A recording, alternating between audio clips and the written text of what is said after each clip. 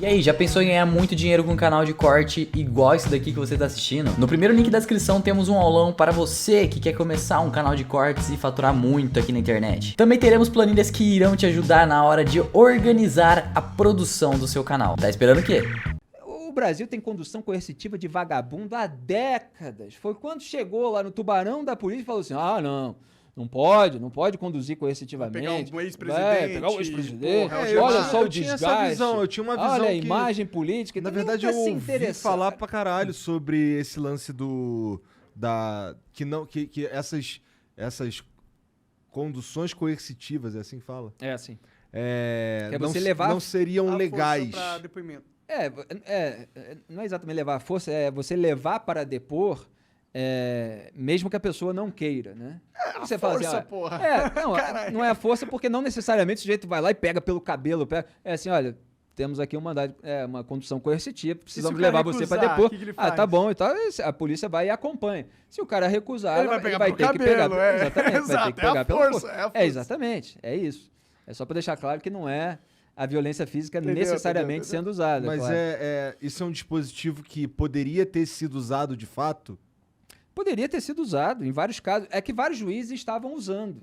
Eles podem achar que a alegação não foi forte o suficiente, a argumentação para aquilo, mas eles nunca se importaram com isso. Era só porque era o tubarão da política. Mas você concorda que é meio... E aí você... É perigoso um pouco isso. Porque, tipo, não dá pros fins justificarem os meios, tá ligado? Tipo, eu entendo que o Lula é um filho da... Eu acho que ele é um cara desonesto, entendeu? Mas não justifica a gente quebrar leis do direitos e garantias de mas todo é que- mundo pra pegar um filho Mas da é que essas puta, leis entendeu? elas não foram quebradas nesse caso. Era um instrumento que estava sendo Mas esse usado negócio em do cara diversos casos. auxiliar o promotor e direcionar o promotor pra ele acusar de um jeito Não, que pra então- ele seria mais fácil julgar o cara culpado. Isso não é um problema? Pra mim parece um pouco um Então, problema. aí a gente continua aqui no raciocínio. No caso do Lula, você teve as provas, assim como no caso do Flávio Bolsonaro, eu estava explicando. Então, você teve a coleta de provas. Ela resultou numa decisão do então juiz de primeira instância, Sérgio Moro. Uma decisão que foi mantida no Tribunal Regional Federal da 4ª Região, TRF4, por 3 julgadores absolutamente independentes, é outro tribunal, com base naquelas provas. E, além do mais, eles aumentaram a pena contra o Lula. Quer dizer, o Sérgio Moro, na verdade, ele foi brando no caso do triplex do Guarujá. Aliás, o TRF4 aumentou também no caso do sítio de Atibaia. Sim. O sítio de Atibaia, o Lula foi mais de 111 vezes, né? 111 ficou o número conhecido porque era a quantidade de vezes que eles monitoraram os agentes de segurança do Lula e tal, que estavam lá naquele momento. Então ele usufruiu uma mansão customizada pelas empreiteiras do Petrolão. E isso ele poderia ter dito não. Ele poderia ter dito não até a visitar o triplex, que ele tem a foto lá dele com o Léo Pinheiro, com o empreiteiro da Petrobras, uma empresa que está com contrato público com o governo do grupo político dele. E o sujeito está lá visitando um apartamento para uso pessoal. Isso já é imoral por si. Sim. Né? Fora, evidentemente, todas as questões criminais que foram apontadas. Agora... o que é o ponto aí é porque, assim, se a gente vai direto para esse assunto, né, a gente cai na tentativa de apontar como criminoso aqui e aqueles criminosos sobre os quais houve provas, eles ficam esquecidos em relação aos crimes que cometeram. Então você teve a revelação aí dessas mensagens, etc. Só que mesmo essas mensagens atribuídas aos investigadores e ao juiz, elas não revelam nenhuma fabricação de prova ilegal. Você não tem nada disso.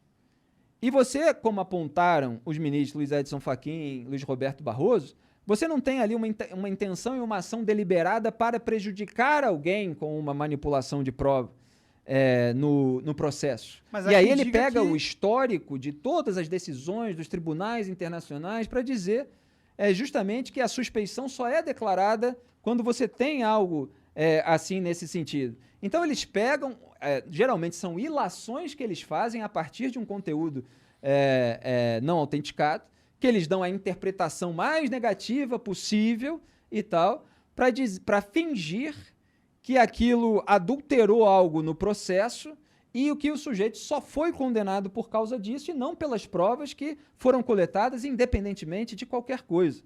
Então, Se o sujeito errou, evidentemente você pode encontrar ali zonas cinzentas que demandam uma interpretação, e essa interpretação poderia ser feita com base num processo lícito, com base numa autenticação daquele conteúdo para ver qual é a margem e ver o que deve ser feito, não deve ser feito. Agora, você também não tem uma lei que proíbe o diálogo, tanto que os ministros incorrem nisso o tempo todo, de maneira igual ou pior, e às vezes a gente tem conteúdos verdadeiros que não estão sob nenhuma falta de autenticação, como o caso do Gilmar Mendes, por exemplo, ligando para um governador lá da região centro-oeste, depois que ele foi alvo de uma operação, falando que loucura isso e tal, não sei o quê.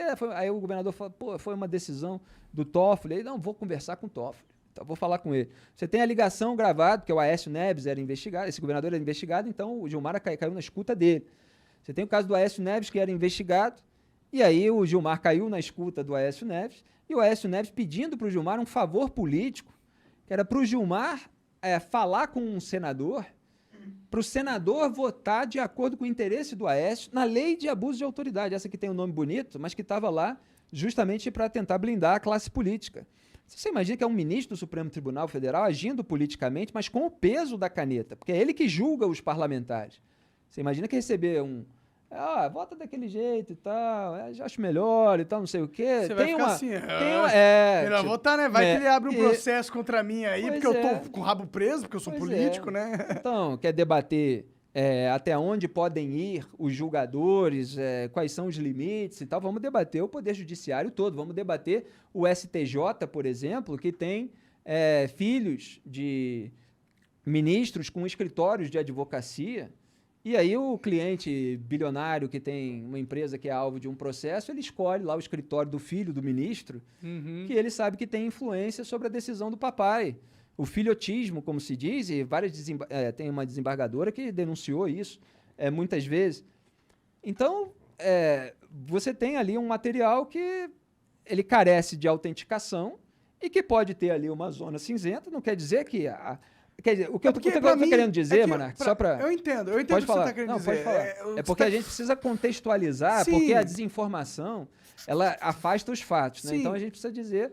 Eu não estou nem querendo dizer que, pelo que a gente sabe do Moro, o Lula é inocente. Não é isso que eu estou querendo dizer. É totalmente o contrário. Não é o contrário, na real, mas não é isso que eu estou falando. Você vai chegar onde eu vou concluir. Pode falar. O que eu estou falando é que, infelizmente, pela forma com que o Moro conduziu as coisas, deu brecha para ter suspeição sobre o trabalho dele. Aí eu faria um ajuste. Esse tipo de acontecimento, ele pode ter sido usado como mais um recurso para que houvesse a campanha da Frente Ampla pela impunidade. Mas ela existia já desde antes dessas mensagens. Sim, mas todas as articulações ali, né? E tal. Não, pois mas é um ponto supostamente fraco, que nem sequer foi aproveitado formalmente. Mas é óbvio que você dá margem. E, obviamente, ele foi aproveitado de maneira geral, não foi juridicamente, formalmente. Do Intercept aí, não tinham, talvez, conseguido descartar todo o julgamento do Moro, assim como eles fizeram. Serviu para fortalecer toda essa campanha de você varrer a sujeira para debaixo do tapete. E, obviamente, você, diante de uma questão tão sensível, o ideal é você evitar dar qualquer margem para aquelas pessoas que agem dessa maneira. Agora, é que mesmo tendo havido, as provas são verdadeiras, não deveria estar acontecendo a sabotagem e tal, e ninguém precisa compactuar com todas as decisões, compactuar com determinadas conversas, compactuar com qualquer coisa que tenha ali uma zona cinzenta.